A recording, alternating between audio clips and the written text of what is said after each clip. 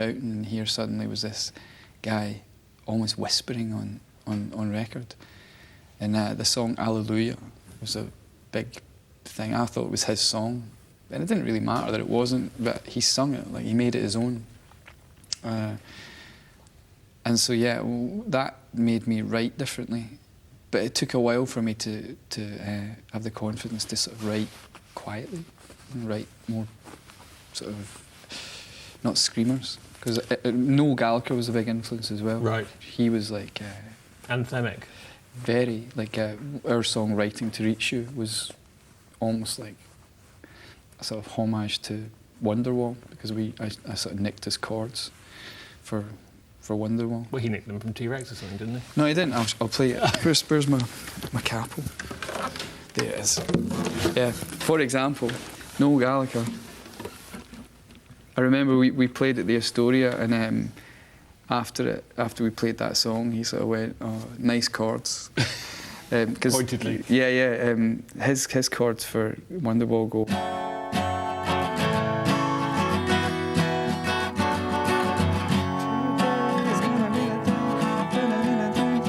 There was also another song at the time by a band called, I can't remember their name, but it was a song called 74, 75. 74, 75. Similar chords? No, it had this riff in it that went 74, 75. And I was trying to kind of write a song that kind of did that. The top line melody of their song did that, but I was kind of playing about with this going. And when I went to that, I thought, that sounds like that Oasis song. So I just took the G and the D and the C chords that they used and wrote Writing to Reach You around it. So you can actually switch. So Wonderwall goes, today is gonna be the day, and Writing to Reach You, it started off a little bit chuggy like that. Every day I wake up and it's Sunday. But I didn't go to the C. I just stayed on the D. And so the mood changes entirely? But then I thought, no, it has to be different. So I sort of took a finger off and changed the rhythm of it, because I wanted it to flow. I wanted it to be sort of circular, so it would eventually it became... completely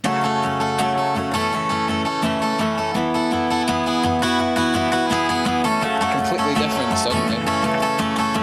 But so just to be polite, in the song, I say, the radio is playing all the usual, and what's a Wonderwall anyway? Because at the time... Just to acknowledge the fact that Noel Gallagher had done it first. Yeah, doffing the cap. Doff the cap. And, but not in a million years would I ever think that I'd meet Noel Gallagher. Mm-hmm. They were the biggest band in Britain, and within a year, we were touring with them. Within 8 months, Noel Gallagher was coming to our shows and sort of hailing us as one of the best new bands in Britain, kind of thing. And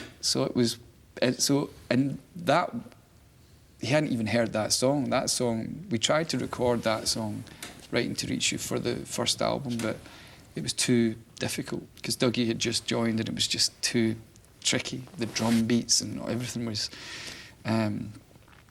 too fiddly, and we didn't get a really good take of it. So we ended up doing it later on. You're touring, mm-hmm. You're a famously hard-working band, playing every night. That must be a difficult situation to write mm-hmm. songs in, isn't it?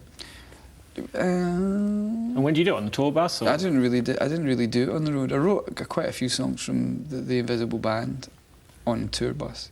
I wrote this brilliant song. It was one of the songs I wanted to play. So I suppose I'll play it. But I wrote it in the back of the noisiest tour bus. The roads in America are really bad to drive on. It's like, and all the cutlery was rattling, and I had this crappy little dictaphone, and I wrote this song called Indefinitely, which is on the Invisible Band. It's just really kind of...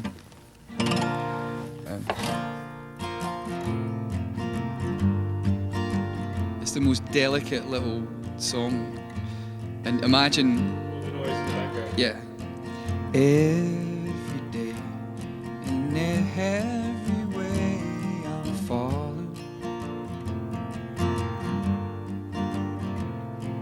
Everything that every says turns me up.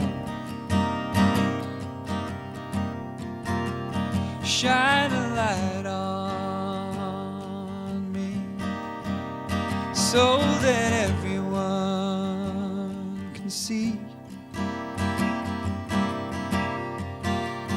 that I wanna stay here indefinitely.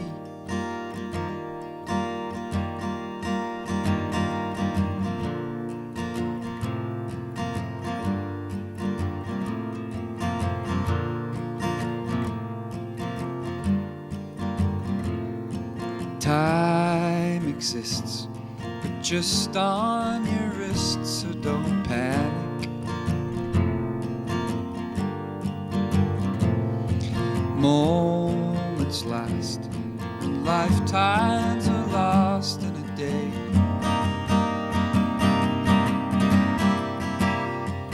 Mind your watches down, please, 'cause there is no time to lose.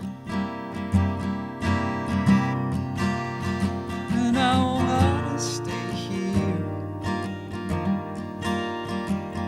indefinitely. And I'm gonna stay here, so just let me be.